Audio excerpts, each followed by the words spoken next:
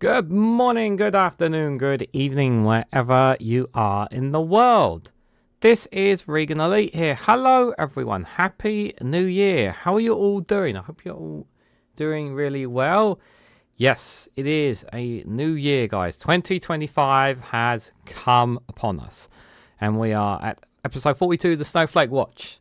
I contemplated whether or not doing a live stream today as well on New Year's Day. I decided not to do one yesterday and do one today at least for you guys. Snowflake's Corner will be back tomorrow for those who missed it out yesterday on New Year's Eve. I will do one tomorrow covering the world news there. So do join me tomorrow for that as well. This is episode 2 of the Snowflake Watch. We'll be watching and reacting to certain clips and stuff online, but I'll be discussing 1 or 2 clips as well as we go through as well. The date and time of this is the 1st of January 2025 at 8 p.m. UK time. We are dual streaming live on youtube.com/Reganelite and on twitch.tv/Reganelite1. If you haven't already, please consider subscribing to the YouTube channel. And if you have Twitch, please consider following on the Twitch channel at Reganelite1 as well. Let's see who we've got lurking in the chats tonight here. Martin Brisk, good to see you, my friend. Hope you're doing well. Hello, friends of the Right Hand Drive community. Good to see you there. Steve McMahon, good morning. Happy New Year to you on the other side of the world. I hope you're doing well. Jow is also here. Good evening, Jow. Hope you're doing well. Happy New Year to you too. And anybody else who may be lurking in either chats there, I hope you guys are all doing well. We also have a goal as well. If we can achieve it tonight, a super chat goal. If we can achieve it tonight, I will do a extra live stream this Friday. A Q&A one for you guys if we achieve that tonight as well. Right, so we're going to start with Gaza, the first thing, guys. So I'm just going to put this out now, and I will ask the moderators to just to put as people come in to initiate viewers discretion is advised. There may be 1 or 2 images in certain clips that I may show that might be a bit distressing. From the clips that I've gotten on Gaza, there's not any blood, but obviously it's pretty horrific to say the least. Doc Davis, good to see you there. I hope you're doing well. The reason why I'm doing Gaza first before we go into UK topics, guys, is to remind us of, while I'm sure many of us, some of us have had a very nice Christmas and a very nice Happy New Year. Lots of joy, with friends, family and loved ones, and It's obviously really, really nice to do so. Those in Gaza are not so fortunate, and I really want to reinforce the situation that is happening there, and a reminder of the horror that is taking place there, you guys. Joe Lefty, good to see you there as well. Hope you're doing well. I'm going to start with this first one here. Like I said, viewers' discretion is advised. I have put that on the description as well when it comes to Gaza, and I am going to try and put that on going forward as well. The first clip I have here is from Suppressed News on Twitter. The world celebrates the new year while Gaza is being slaughtered from vein to vein.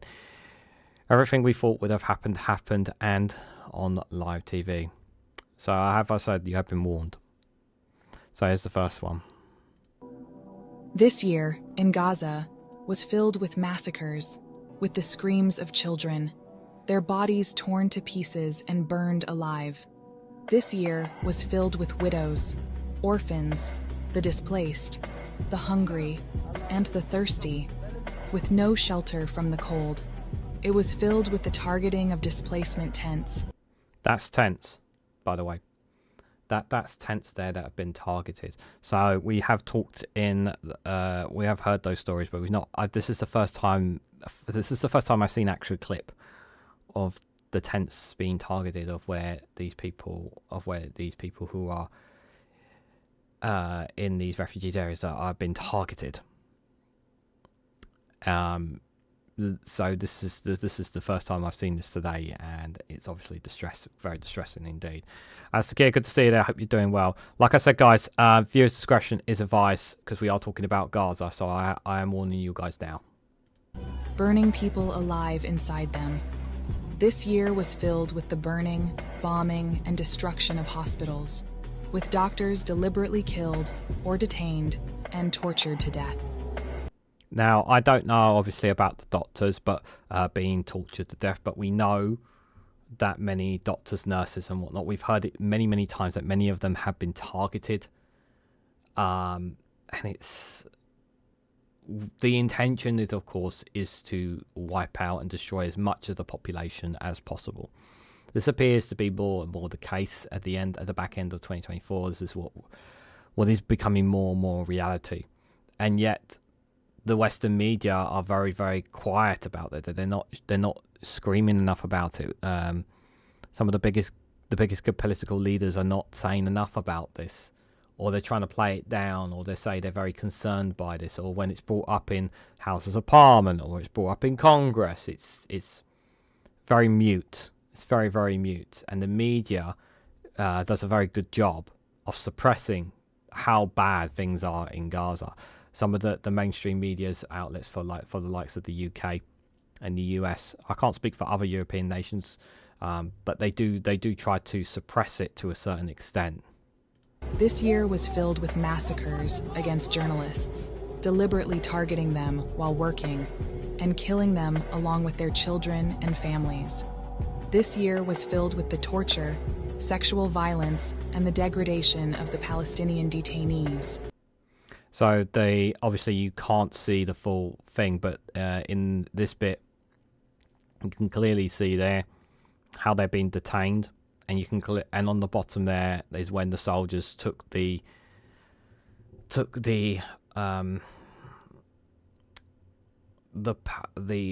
Hamas or Palestinian prisoner into the corner, and we know what happened there.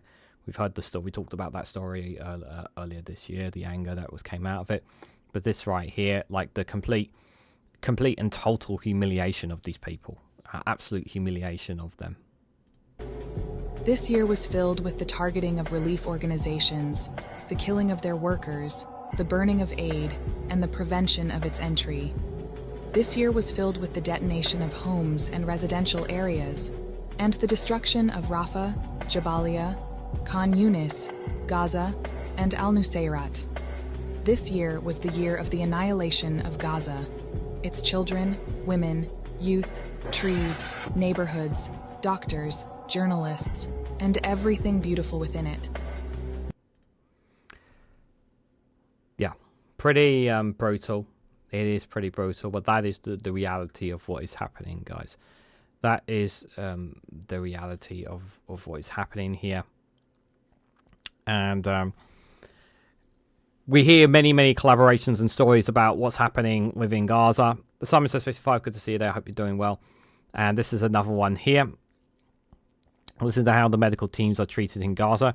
They face many difficulties treating their patients, making it hard to help people, especially children. This woman here speaks on the challenges that she had being in Gaza. Opinion is irrelevant. According to the law, international humanitarian law and the Geneva Convention, this is a crime against humanity. Of course, my personal opinion is that I'm extremely concerned with the fact that Israel is continuing to act with impunity across the whole of the Middle East. Their aim is to ethnically cleanse the region. Genocide is when they are aiming for ethnic cleansing of the indigenous population. Why have they targeted healthcare as a strategy of genocide? Because Israel doesn't want any healing. They don't want any new births. They don't want any survival. They want the people of that land to die as quickly as possible and as fast as possible. So anybody who is a healer, a doctor, a nurse is viewed as a criminal. It's now an arrestable and executable offense to be a doctor upholding the Hippocratic Oath and fighting for the preservation of human life. And it's couldn't be more honest about it all, really. That is the grim reality of it. Anyone who is seen to be helping these people, anyone who's seen to try and keep these people alive in any way, shape or form, no, they want to play it down as much as they possibly can. Good evening, Genie Bowl. Hope you're doing well. Again, as a reminder, guys, this is viewers' discretion is advised when we're covering Gaza. I will be covering other stuff, don't worry, but I wanted to do Gaza first. The sanctity of life is at stake here. And we have to continue to call it out. We have to call out Israel and what they're doing. Even when it's very bleak, and this year it's going to be even bleaker with Donald Trump coming in, likely to assist Israel even more, to make life even more difficult. Yes, there seems to be peace at the moment in Syria, and we're happy about that. A ceasefire has been agreed at the moment between Lebanon and Israel, which is also Hezbollah in particular, which is good, which means there's less bloodshed on those paths at the moment. They are shaky at the moment, but that doesn't take away anything. That's what's happening inside Gaza on a daily, hourly, minute, second basis there. Just because we are enjoying the holiday season doesn't mean that everybody else is as well. This is a very brutal message from Dr. Mads Gilbert here, reminding people to wake up now. Yeah, this is quite brutal. I'm going to keep the volume. Hopefully it won't be too loud for you guys. They're old. They're friends. It's been more than a year. We've been argumenting. We've been marching. We've been protesting. We've been carrying the bodies. We have been forcing our governments. We have been singing. We have been reading and learning and studying. We've been showing the numbers. We've been documenting. The world knows everything. Everything. They kill. They starve. They thirst. They bomb. They erase. They do it in front of our eyes again and again. Listen to Razan. Listen to her words. Listen to her arguments.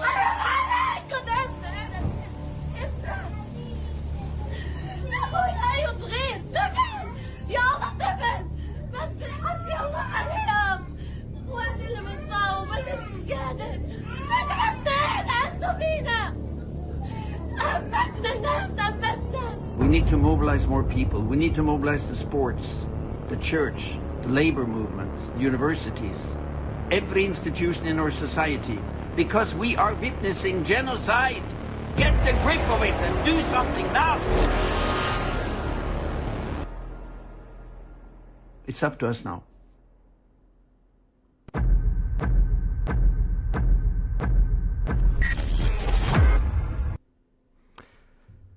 And do follow Dr. Mads Gilbert on his socials if you can, both on Instagram and Twitter. Pretty. I know that was brutal with the woman screaming, with the young girl screaming, but It needs to be. We need to reinforce this message, guys. We need to reinforce this. We have to call out the governments. It doesn't matter what political party. It doesn't matter where you're from. More needs to be called out. If your government is calling this out, if your government is doing more to pressure, if is not pressuring enough, pressuring more, is if your country, wherever you're from, if you're listening to this, if they are supporting or solidarity more with Israel, this needs to be called out more and more. You need to write to your MPs. You need to make it more clear. It's just not good enough. Good evening, One Angry Pagan. Hope you're doing well. And Alistair here, thank you so much for the 2 separate super chats there. Funds to get this going. Thank you, Alistair. Appreciate it. Chat, can we hit this target? Yes, if we hit this target today, we will do a live stream on Friday. Thank you for that, Alistair. I really appreciate your support, my friend. Thank you for the £4. That's greatly appreciated. I'm pleased to be here as always to see each of you, and hopefully more of Regan gains increases of audience. Yeah, I hope so too, my friend. I'd like to reach 2,000 subscribers by the end of this month. If we can do that, guys, it'd be greatly appreciated. But on a more serious point, like which is more important than building this platform, is continuing to raise our voices about what's happening in Gaza. Innocent people are dying. And it's not just innocent people. It is intentional killing. And I've shown you guys more than enough, to show what's going on, not just here but on Rumble. And next week I'll be doing it again. I'll be covering what's happening in Gaza on Rumble again, and highlighting what's happening. I will keep donating to the people in Gaza. And thank you, Martin. I appreciate you doing everything that you can in your part, and anybody else who is calling out whatever as much as you can in the chat. It's really, really important. Don't worry, you won't see anything horrible in this clip, but this just emphasized the situation. So the camps are flooded, and what's being done? Absolutely nothing. We don't really need. You don't need to. I mean, obviously there's a language barrier here, but you don't need the language barrier to know the situation that they're in. هاي حالنا هاي حالنا هذا هو مطر الحمد لله وحرب وجوع وتهجير ودمار الحمد لله رب العالمين. احنا بس بنقول يا رب وخلاص في الله فوق. This is their homes right now. This is their temporary shelters that they're in. This is the situation they're in. Look, these are kids. And Israel want these gone. They want them wiped out. They want them gone.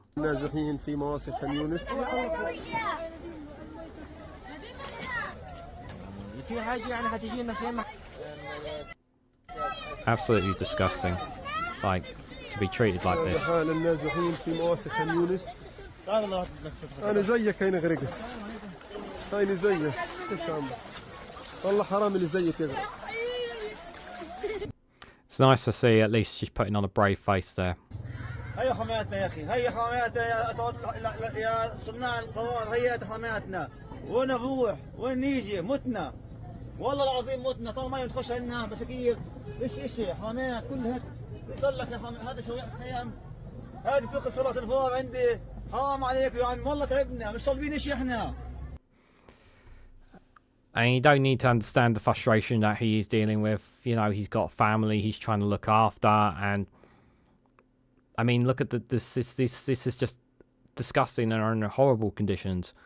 They have nothing. They literally have nothing but the clothes on their backs and whatever food, whatever items that they've been able to take with them since this has begun. They have literally nothing. They have literally nothing. Yeah, it is absolutely dire, Doc Davis. It's just, I feel for him, I feel for his family, and I feel for all of them there. It really, really is.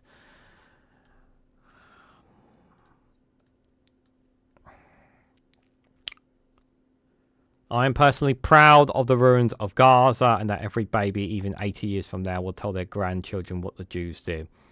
It's just the Ministry of So-Called Equality in Israel, Mayan Golan. What a vile, despicable human being. You don't need the sound to hear what she says, but just read the text. תקשיב טוב, אדון גיס 50, מר כסיף, לא אתה ולא השותפים שלך שמגנים עליך מבית ומבחוץ מזיזים לנו כהוא זה. הממשלה הזו לא מגמגמת לגביך. אתה יכול להמשיך לחלום שנסיים את הלחימה ללא ניצחון. אנחנו לא מתביישים לומר שאנחנו רוצים לראות את חיילי צה"ל הגיבורים והקדושים שלנו תופסים את סינואר והמחבלים שלו באוזניים וגוררים אותם בכל הרצועה בדרך למרתפי שב"ס, אבל שב"ס של בן גביר, לא של ברלב או מיכאלי, או במקרה הכי טוב לארון קבורה כזה או אחר. אני אישית גאה בהריסות של עזה, ושכל תינוק, גם עוד 80 שנה מהיום, יספר לנכדיו מה עשו היהודים שרצחו להם משפחות, אנסו אותם וחטפו להם אזרחים. אתה והחברים שלך יכולים לחלום שנאפשר לכם לבנות ממשלה, כי אם אתם חושבים שהפרס על שחיטת יהודים, אונס נשים, עריפת ראשים וחטיפת אזרחים יהיה לקבל לשבת בממשלת שינוי, אתה חולם. תצעקו עד מחר שלום עכשיו ובחירות עכשיו, מקפלן ועד עזה שישמעו אתכם. לנו יש משימה, אני מסיימת, והדבר האחרון שניתן לכם הוא שעופר כסיף יעלה להר הבית עם דגל פלסטין, וסינואר יהיה שר הביטחון של המדינה הפלסטינית כמו אחיו ערפאת. לא יונה ולא עלה של זית, רק חרב לערוף לסינואר את הראש, זה מה שהוא יקבל מאיתה. They just like, she's proud of what they're doing. She's proud of what they're doing. And we've heard this so many times from government officials, from so many spokespeople in Israel. They are proud of what they're doing. They are proud of what they're doing. They're pleased of what they're doing. They generally believe what they are doing. Some of them generally believe what they are doing is righteous. Some of them are generally so cold-blooded, so hot, so hell-bent on cold-blooded revenge that they do not care the consequences. It's really cold-blooded, incredibly heartless from her. But unfortunately, this is what they're trained to believe. This is what they've grown up to believe. This is their mindset. I've said this before, and I've said this again, guys. The mindset is that they believe that these Palestinian people are second-rate civilians. They don't consider them equal in any way, shape, or form. They don't consider them even as same as dogs and cats. They don't even consider them that. They consider them vermin. They consider them scum. They consider them the single greatest threat to their existence. And to them, wiping them out is their only goal or objective, and they don't care about the consequences of that. That is how low that these people have come to. And this is, and I want to stress this. This is not all Israelis. This is the mindsets of many people within the Israeli government believe. Not all in the government, not all within Israel government, but the majority, but quite a lot of them do. They believe this. This is what they believe. They believe that this is the best thing. This is in the best interest, and they want it all. They want all the land for themselves. They don't want anybody in the Middle East to hold them all. When innocent Jewish people started being hunted by every idiot in this world outside Israel, and Israel itself is a target. Let's see their speech. Well, the world, the governments who are trying to suppress this, they can't. You can't suppress the media unless you outright ban it in Gaza, and they haven't outright banned it. And they're trying. There's independent media's Al Jazeera, Middle Eastern Eye, some other independent outlets who are going in there, putting their lives on the line to cover what's happening inside Gaza. If there was no media coverage, this would be we wouldn't hear as much of this. It'd be much harder to hear us talk about this because you wouldn't hear it as much. Toy guns and any toys that is based in arms, tanks, etc. should no longer be sold. It creates a new generation of more of the same past problems. I don't think it's down to the toys, if I'm honest, Gene, but I really think it's just down the way that children are raised, if I'm honest. I totally understand that position. I totally respect and understand why you feel that way. Not every child, obviously, who has had army toys, including myself, end up like that. But I really do think it's down to their education system and how they're raised by their parents. And it's the exact same thing here with the Israeli children. with this generation. They're being raised in a specific way. They're being raised to hate Palestinians, to hate people in the Middle East. This is the mindset that they are being trained into. This it's been embedded into their core. That's what we are. That's the direction that they are heading here. You don't even need volume to see this one. But since the start of the war, 217. This was up to Christmas Day, and this is all the journalists and media workers killed in Gaza. This is just media journalists and journalists. This is not even the innocent people. This is not even the innocent people. This is not even Hamas fighters. This is not aid workers. This is not doctors. This is just journalists and people who carry the camera. That's all these people.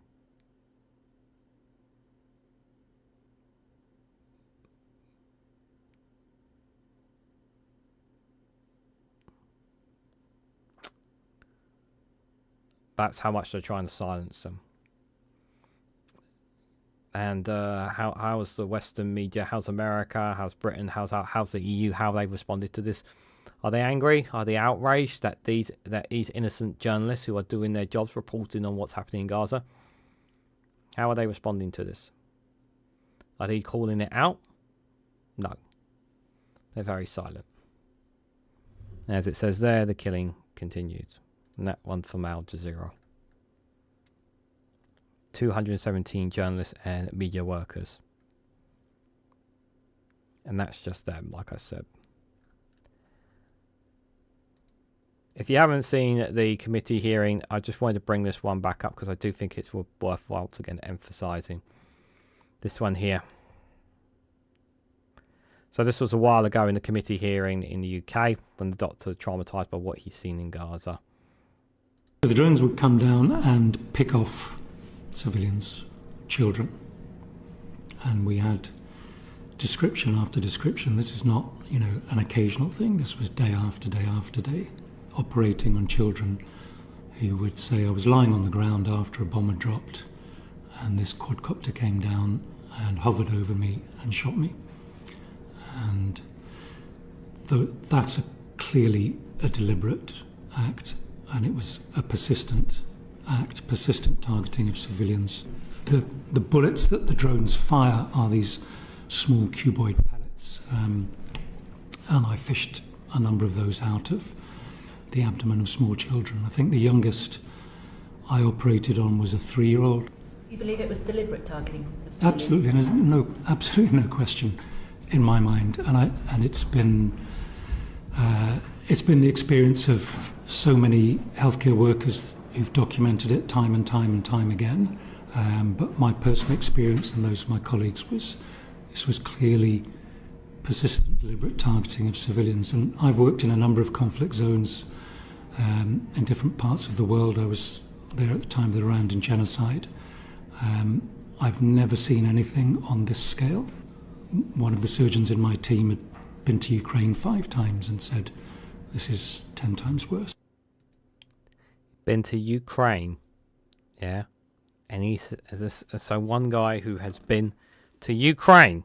What's happening in Ukraine, obviously, is absolutely devastating. It's worse, 10 times worse.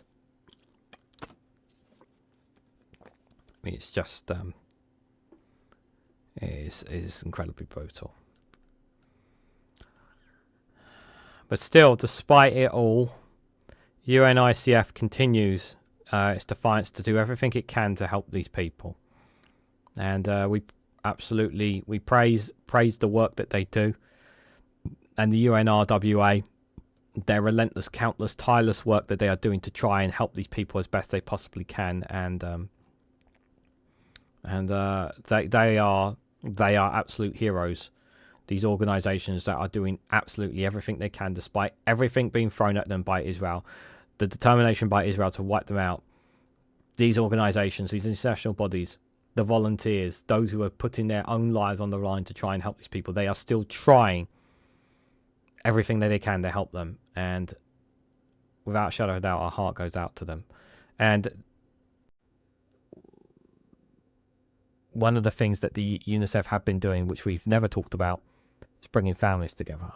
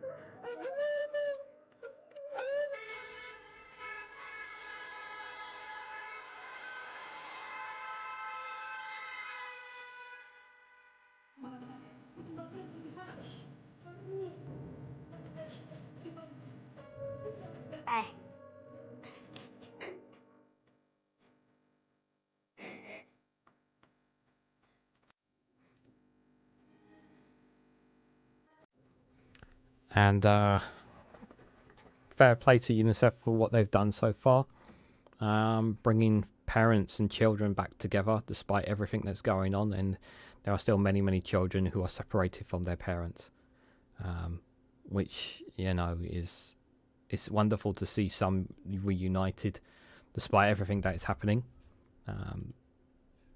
And it's there is some light in all the darkness that is taking place in Gaza, and we have to commend that at least. You know, we need a bit of light in all of this. I know that was brutal to watch. I know it's brutal to talk about, especially considering the start of the year, and we're all trying to, you know, be upbeat. And I wanted to put that in there because I really think it's important to remind us of the situation that that's what's happening there. And obviously, I will cover a bit about other conflicts and things that are going on outside of the UK tomorrow on the Snowflake Corner. So I'm just going to have a quick look, see what some of you guys are saying in the chat. Women were also the worst Nazis in Germany, says Jal. I would hate to think what they were like. I hate to think what they were like, how nasty they could be to Jews. Israel been told to think like this. It's not the toys. Yeah, it's not, you know, but I totally understand why Genie Bottle thinks it's better to get rid of these toy weapons, because it paints a picture, and that's totally understandable. I totally understand that thought process. I completely do. I really do.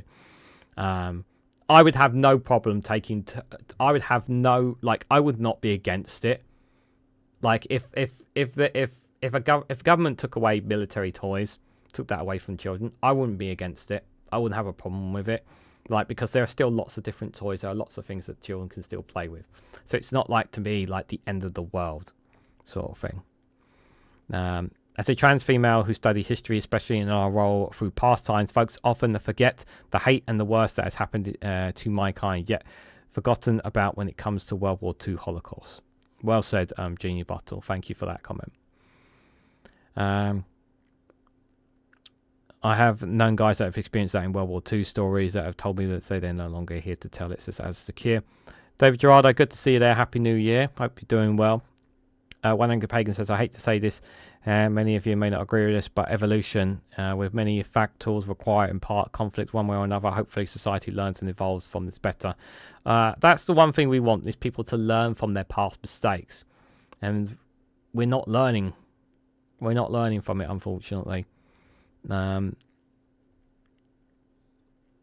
Sakir, same thing I said to his face as to a Portuguese Israeli I consider my friend. I stressed considered. This is absolutely brutal, and I believe his testimony. Yep.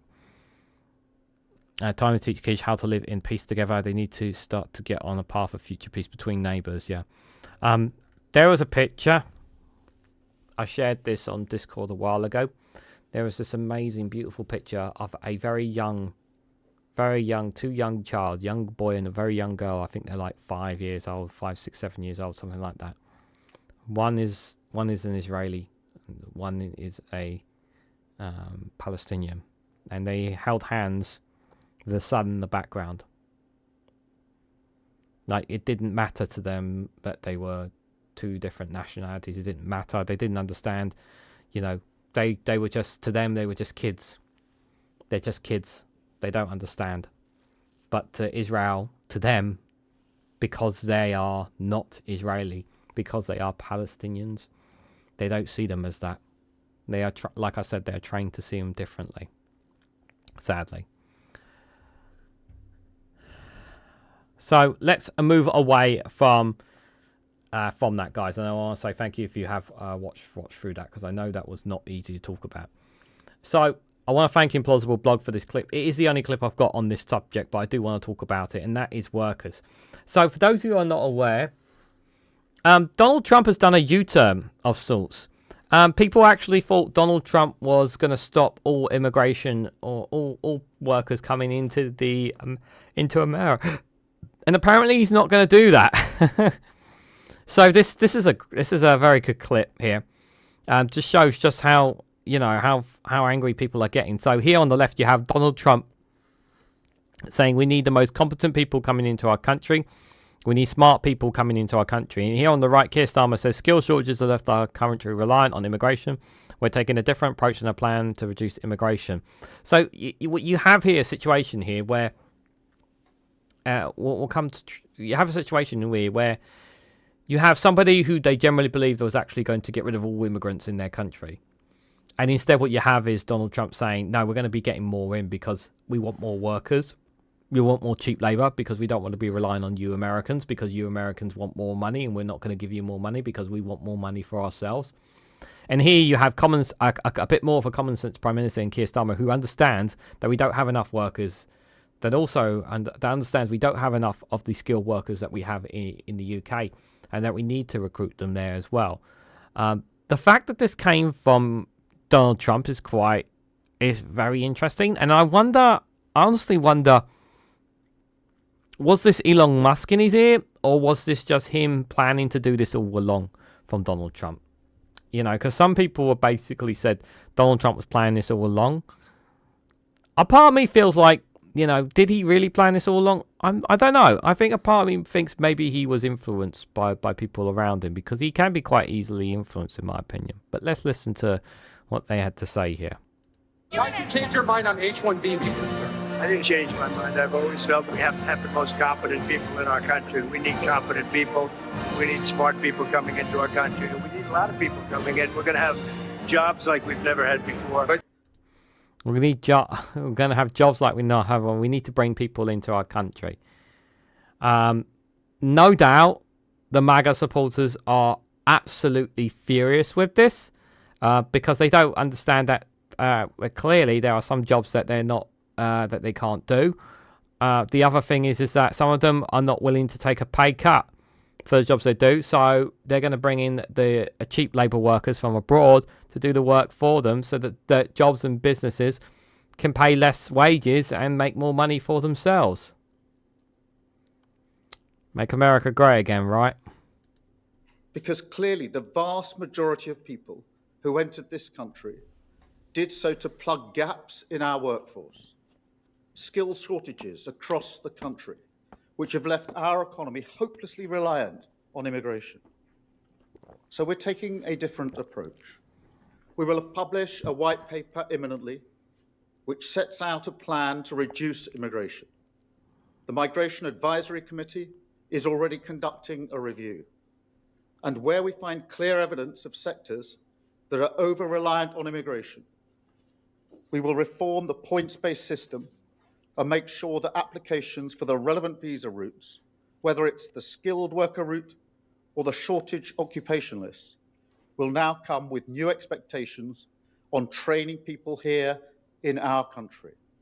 Any employers who refuse to play ball, they'll be banned from hiring overseas labour. I'm not sure how they're going to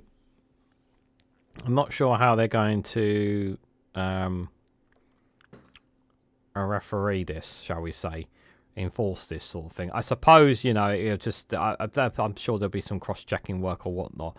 I mean, it sounds reasonable what Keir Starmer is saying there when it comes to immigration. Like, yes, we need to bring in some, but there's some where we want less, and we want to rely more on our own workers, and we want to build up our own workforce. Obviously, like I said, it takes. I've talked about this before in deep detail, and I said at the time that those who have a problem with immigration. I know that there's a different kind of immigration we're talking about in terms of those coming across the boats illegally, if they want to call it illegally. It's not illegal anyway, but those who come across on the boats, not coming that coming that way, but we're talking about those who come in that go through the application process, those who are skilled workers that we need.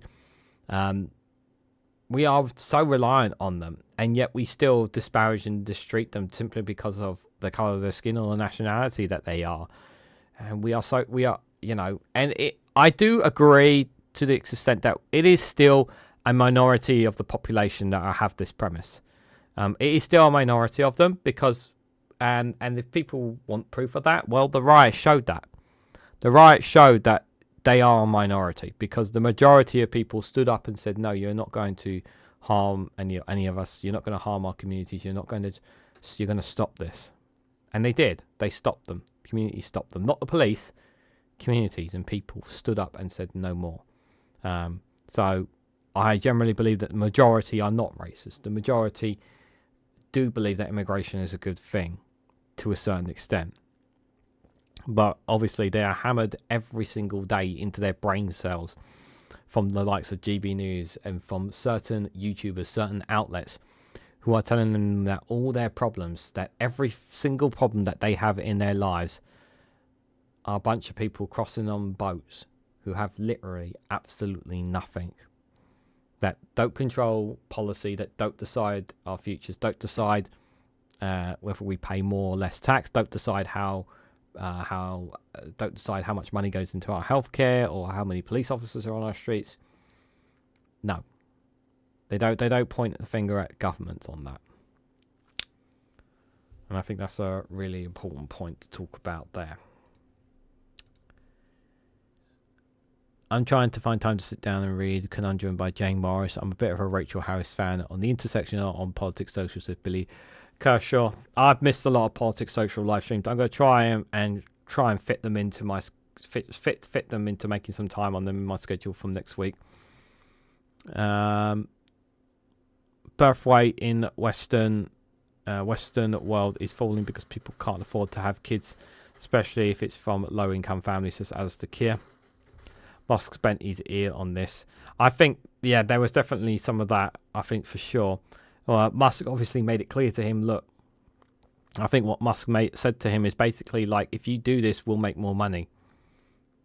And one thing that makes Donald Trump talk is money, you know. One thing Labour half done recently, I think, is good, is pissing off the toss by banning trout hunting as well as fox hunting, Swan Pagan. Yeah, I think that's a very good thing. Very happy about that.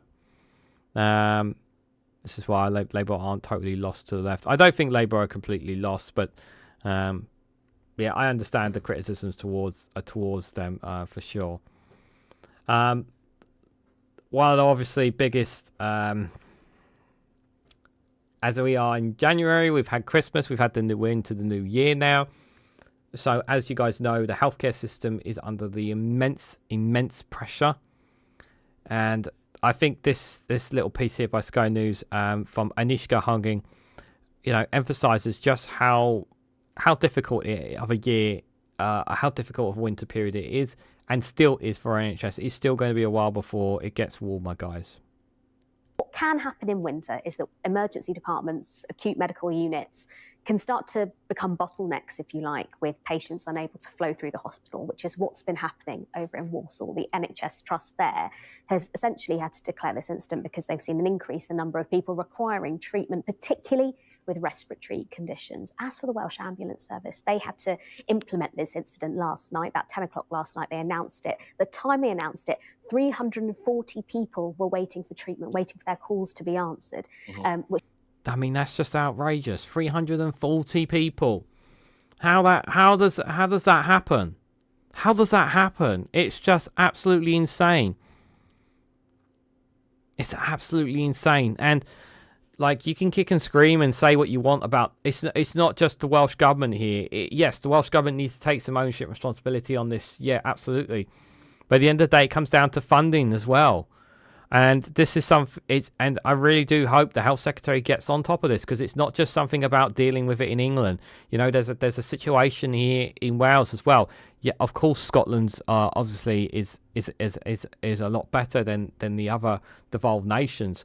They're a much better situation, but this number there, that's just insane. You know, someone had a major incident and they need help, and there's no one to help them. And remember, you know, there are parts of Wales where they're rural, so it's not like in London where you can just pick up, someone can drive you down there. Some rural areas where it's really hard to get to, the roads can be quite rough. Some people could be in villages and towns where, you know, they can't. An ambulance a hospital is very, very far away. It's very heartbreaking to hear this. You know, this situation that is happening right now. Which is why they decided to take this measure. They also found, and the reason why they've done this is that they found that they had an extensive hospital handover wait. So they found that more than half of the Trust's ambulances were waiting to do that handover of their patient to the hospitals over in Wales. But crucially, this is a time when trusts do tend to have more pressure on them. We are in a winter period, but it's unfortunate that they've had to do this and take these steps. But ultimately, it would be for patient safety. And does the declaration of the incident alleviate the issue immediately? I mean, those people on hold, they need more call handlers, I guess. That would be the hope and the case. In doing so, it does unlock these resources, as I say. As for why these trusts are kind of in this position, I actually spent time the week before last, just before Christmas. I got to go into the Royal Berkshire Hospital, into their respiratory ward.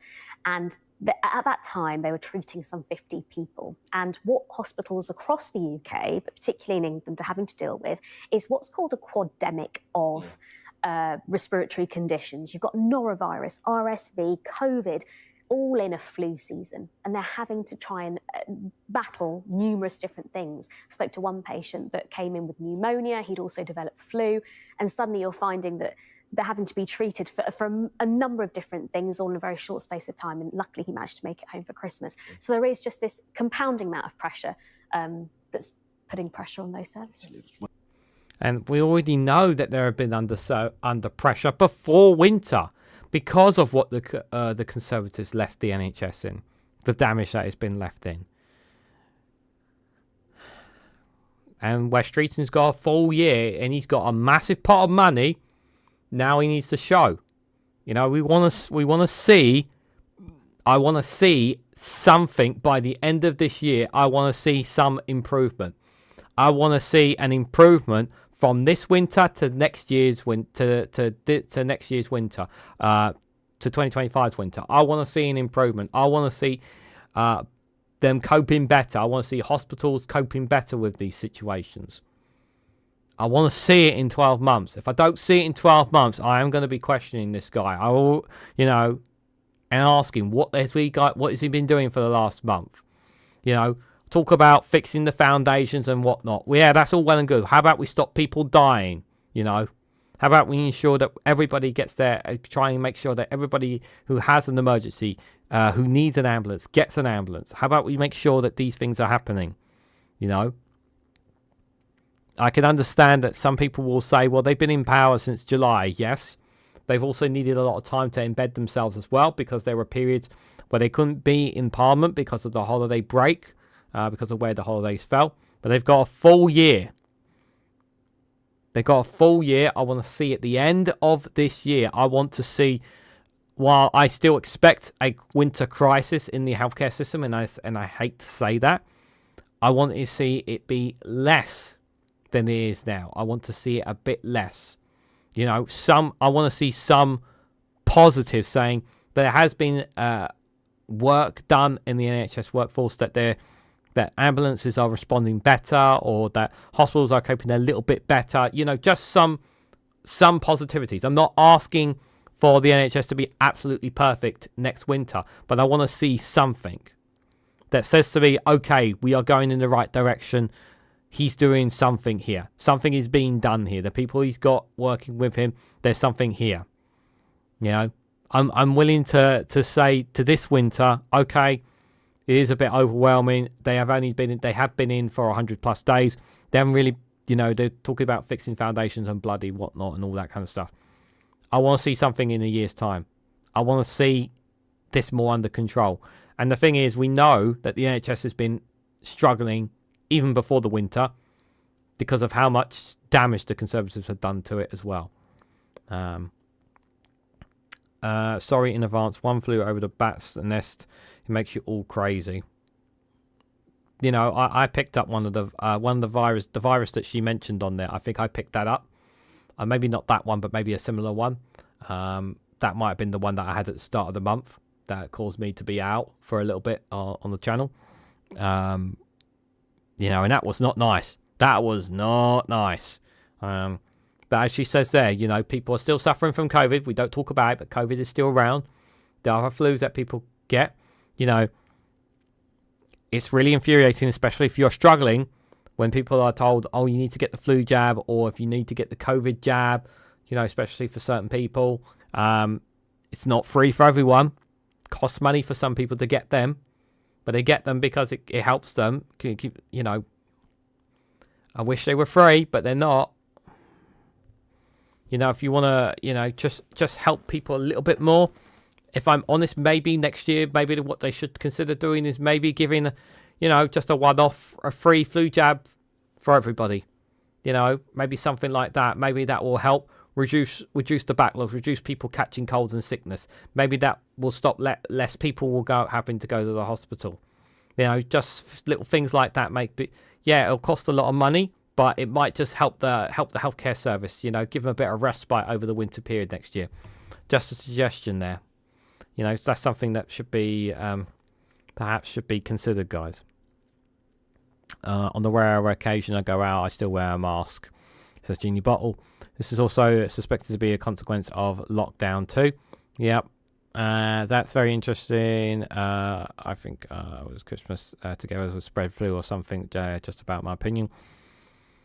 Remember that it does take longer to repair, build than it does to break. Yep, that's true. That's why I want to see something within the next Christmas at least when Angry Pagan. I'm not expecting miracles, but I want to see signs that things are getting better within the year. You know, a full year, I want to see something. That's you know, I'm not expecting perfect, but I want to see something. I want to see signs that are saying they're doing something, you know, and that will give me optimism. There should be some improvements by the end of this Christian year, but most reforms aren't likely to bear fruit for at least 2 years.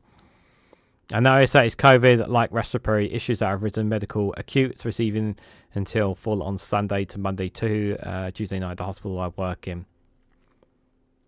Yeah, people don't talk about COVID. People think COVID's over. No, COVID is never over. People are still suffering from COVID. People are still suffering from it. People aren't just dying from it as much. You don't hear it now. Bad stuff happen over a single night. The good stuff usually takes longer, says Genie Bottle. Seems to have gone off the last few weeks this month. Good suggestion. I assume you, says Doc Davis. Yeah, I'm assuming about the flu jabs. Yeah, just something, you know, like sometimes you should bite the bullet and say, you know, that would also be a very good, that would also be a very good publicity stunt. Publicity drive, a good PR for the Labour government to say this Christmas we're giving back to the British public. Yeah, we're giving out free flu jabs. Like literally, go out there, dish them out to every single person. You know, dish them out to everyone. You know, every single man, woman, child out there. You know, this Christmas we want to make sure that you are protected this winter from the flu. We're gonna give them out to you guys. Yeah, it'll cost a ton of money at the expense of the taxpayer, but it's very good imagery. It shows that Labour cares. It'll be a very good image. You know, you want to talk about a ratings draw? That's a very good ratings draw there, showing Labour cares. Labour's there to help you. That's a very good, you know, not only are you helping people, you're reducing people going into hospitals and all that, as I just said, but you also, you'll get some positive feedback from the public, and polls will say that too. You know, people online and news and the right wing will say, waste of taxpayer money and all that. But people won't be bothered by that if it means that they're not having to be sick, not having to go to the hospital, and also doctors and workers of the NHS will greatly appreciate, because it means less stress for them, as well. So maybe it is something they should consider. SARS-CoV-2 is a rather curious virus from a science POV, very adaptable and resilient so far, says One Angry Pagan. Thanks for that, appreciate it. So, oh wow, have we already gone that far through? Interesting. So I wanted to play some of these clips here of, for those who have been living under a rock, former President of the United States, Jimmy Carter, is sadly no longer with us. He was an interesting president, and I think, it's inevitable. And I think it's worth us listening to one or two clips of him and one or two things of him. And I wanted to play this one here. I thought this from Kyle Clark was a very nice one here of Jimmy Carter. And given my, I don't have, I've only heard various stories about Jimmy Carter. And I know you guys were probably far more knowledgeable about Jimmy Carter than I am when it comes about his time as president. And feel free to add your own comments here. But I thought this one from Kyle Clark here was very, very, very nice, to say the least. It's inevitable that a president will be remembered by what they do in office. Jimmy Carter's life and its impact suggest that we might want to put additional emphasis on how our presidents get there and then what they do when they leave office. It'll be the work of historians to debate whether Jimmy Carter effectively dealt with the crises of his term as president. The entirety of his life, though, offers lessons in how to be of steadfast service to others at any age, and whether you happen to be the most powerful person in the world or not. Jimmy Carter was an American patriot from his youth to his old age. He didn't dodge the draft. He served. He loved his country when he won elections and even when he lost. Jimmy Carter was a man of faith, longtime Sunday school teacher. He'd read the book. He lived its teachings. Jimmy Carter was a faithful and loving husband. He'd tell people that Rosalind saying that she would marry him was a more exciting moment in his life than when he won the presidency or won the Nobel Peace Prize. Jimmy Carter was a humanitarian. He poured decades of his life into solving unglamorous but serious problems around the world, like guinea worm and river blindness. Jimmy Carter led by example. He became the most famous volunteer for Habitat for Humanity, building or repairing more than 4,000 homes over 35 years, including a bunch here in Denver. Jimmy Carter was a decent and dignified man. You don't have to be one of those to succeed in politics, which makes his remarkable life all the more worthy of our respect and remembrance. Very well said. I thought that was a very well description of him here, of Jimmy here. Here's Jimmy here talking about in 2016 the Rock and Roll Hall of Fame in the honor of interviewing President Jimmy Carter for our exhibit Louder Than Words. I thought I'd just add this one here. It's nice to hear from him. When I was in the governor's mansion, I would say the number one performer that we heard in the White House, in the governor's mansion, primarily because of the influence of my sons who were teenagers, was Bob Dylan's. And my middle son, Chip, who was in Macon last night, he knew every lyric of every song that Bob Dylan had written. And I knew a lot of them as well. So I don't think there's any doubt that when I moved from governor to president, that was still resonating in my, subconsciousness at least. Very nice one there. This is a nice clip here from the Association Press on. I thought this was a pretty cool one here from the Association Press as well. I, Jimmy Carter, do solemnly swear. I, Jimmy Carter, do solemnly swear. That I will faithfully execute. that I will faithfully execute the office of President of the United States. the office of President of the United States. Jimmy Carter, the 39th President of the United States, has died. Carter was the Georgia governor when he began his bid for the presidency ahead of the 1976 election. He defeated President Gerald R. Ford, capitalizing on being a Washington outsider in the wake of the Vietnam War. Carter served a single term and was defeated by Republican Ronald Reagan in 1980. He then dedicated his life to global advocacy for democracy, public health, and human rights through the Carter Center. His work garnered a Nobel Peace Prize in 2002. Carter entered hospice care at his Georgia home in 2023, several months before the passing of his wife, former First Lady Rosalind Carter. You know, I've had a wonderful life. I've had thousands of friends, and I've had an exciting and adventurous and gratifying existence. I wish I'd heard more of that speech there, but I thought that was a nice ending there. Yeah, saying he's had a pretty good life here. And this here, I thought this was a nice one as well. The thing that gives me some hope that my prayers will someday be answered and we'll have peace in the Holy Land is that the Israeli mothers and the Palestinian mothers and the Lebanese mothers and the Jordanian mothers and the Syrian mothers want peace. And eventually there will be two enlightened leaders, I pray God, that will be wise enough and courageous enough to say, let's work out something that's fair and just to both sides. I really wish that was the case, Jimmy. There was a time when many people believed that, but that simply is not the case, and it's quite sad, really, that it's quite sad, really, when you think about the situation that we just covered there, particularly what's happening in the Middle East. I wish, I want to have the same beliefs as he does. I really do. I want to believe that people will come together, get round the table, like grown adults, and sort these things out. The truth is that people just aren't. They just aren't, I'm afraid, guys. But I think the state funeral for him is on the 8th of January, is my understanding. I believe it's the 8th of January will be his state funeral. But there's lots of processions in the run-up to it as well. So it's, I think the nice thing about it is that he's happened before Trump came in, so he would make sure that he would get all the graceful, dignifying and state funeral that he deserves. Because I think if it was under Trump, it probably would not be as much as they wanted to.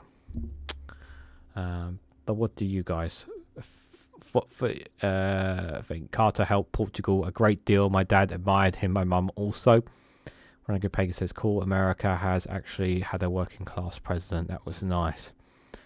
1 year ago, he was still examining the poles in the fences of one of his farms. Jimmy Carter did a lot behind the scenes as the kid. I was born just after Nixon got in, so saw him then before Carter, but it's only when Reagan was president politics became important for me to understand Jimmy Ball. Yeah, everything all changed when Reagan came in. For those, it's Reagan, Thatcher. Jimmy was working class. Jimmy Carter was a peanut farmer before political career. That's the cue. Reagan was a disaster second term from Jimmy. What might have been achieved. Carter and the West German chancellor at the time were fundamental to avoid the war here, mediating positions. Direct comparison, says Jow there. Billy Kershaw says direct comparison to the incoming leader. Wango Pagan says the wording is wrong. It shouldn't be that they will, but they have the capacity to. That is a good point, a good way of putting it, yeah. Trump says he's going to attend a funeral to Steve Mom. Well, as long as he doesn't become the center of attention, I just hope he just stands there, shuts up, and keeps quiet. But that might be a bit hopeful, if I'm honest, guys. Might be a bit hopeful. guys, I've gone over an hour, so I'm going to do. We'll cover one more here. One more video, guys, before we wrap up. We're going to cover the New Year's message from Sir Keir Starmer here. I do have a couple of others, but I think cover quite a few various topics, but I think we'll cover this one here. Let's listen to hear what Keir Starmer's had to say. His message for 2025. 2024 was a year of change. Not sadly in the football, another agonisingly close shave for England, but change in politics with the election of this Labour government in July. And more importantly, with the work of change that we've begun. The minimum wage raised by a record amount, wages up more broadly, returns of foreign national criminals up 20%, billions of pounds worth of new projects in clean British energy, making our country more secure, and £25 billion invested in our NHS, starting to cut waiting lists in your local hospital. We'll see in a year's time if that comes to fruition. Now, I know there's still so much more to do, and that for many people it's hard to think about the future when you spend all of your time fighting to get through the week. So I want to be clear, until you can look forward and believe in the promise and the prosperity of Britain again, then this government will fight for you. A fight for change that will define this year, next year, and indeed every waking hour of this government. We have a clear plan for change. 1.5 million new homes, restoring the dream of home ownership. Children starting school ready to learn.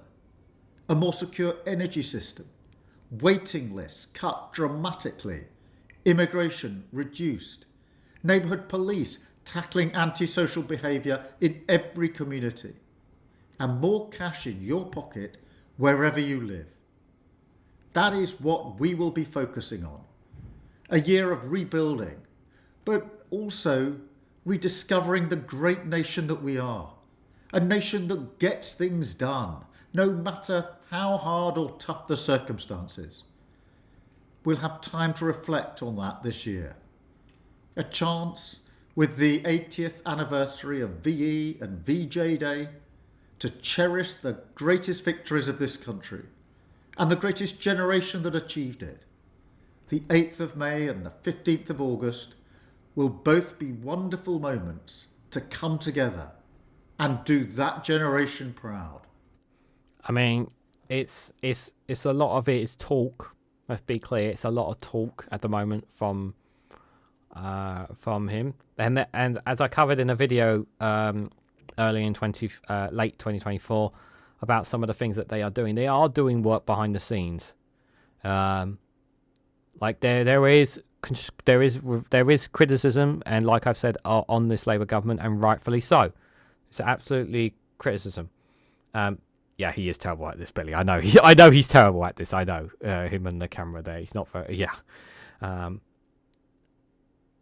But there is obviously, like, we have to have some optimism. We have to have some hope. We can't always think of despair. And I actually do like the fact that he started about talking about people struggling to get pie weekly. That he that's quite very, saying that he gets that people are struggling. I'm glad he says that. I wish he had mentioned the cost of living crisis. Mentions about putting more money in people's pockets. I know it's a scripted speech, guys, but it is saying it. But I do believe a lot of it is saying the right things. But like he said at the start of his premiership, don't forget what he said on his first speech, guys. He said action, not words. And I said we've got to give this Labour a chance to see what they can do. Remember, we've had the same political party for 14 years. It's a lot of work, and we need to see something. That is for sure. But that victory, and indeed the peace and the prosperity that followed, all rested on the same foundation we must rebuild today. Let's be very clear here that people did not vote Labour because they wanted a Labour government. People voted Labour because they wanted the Conservatives gone. Let's be very, very clear about that. People are willing to give Labour a chance. It's just very, very clear about this. It's empty platitudes, I'm afraid. Well, we'll see, won't we, Gary Gardner? We will see. We will see. We'll see. In a few years, if people, opinion polls, what people on the streets are saying, not what the media is saying, what actual people are feeling, what people are saying, if that's the better way for it to be judged on. Not by what the media tells you, not what by the papers tell you, not by even me, a YouTuber, tells you. It's what people are saying on the streets. It's what people are saying on the high streets. It's how people are able to buy the homes that they want, being able to feel that they can walk up and down their streets. Is it all going to be fixed in 4 years? No. But are we going to see improvements? That's the thing. People need to see those improvements and they need to feel those improvements. And that's going to be the question of whether it will happen or not. Security of working people. That is the purpose of this government, the goal of our plan for change, and we will push it forward in 2025. So wherever and however you're celebrating tonight, on behalf of the government, Happy New Year. Here's to a year of changing Britain for the better. God, I can't stand that smile of his. I had to say that. I couldn't stand that smile of his. Oh dear, oh dear. Oh dear, oh dear. I thought it was an interesting speech, that's for sure. Yeah, it's going to be interesting, guys. It's going to be an interesting ride, 2025, like I said, guys. But we'll have to... Oh, excuse me. We'll have to see over time how they do.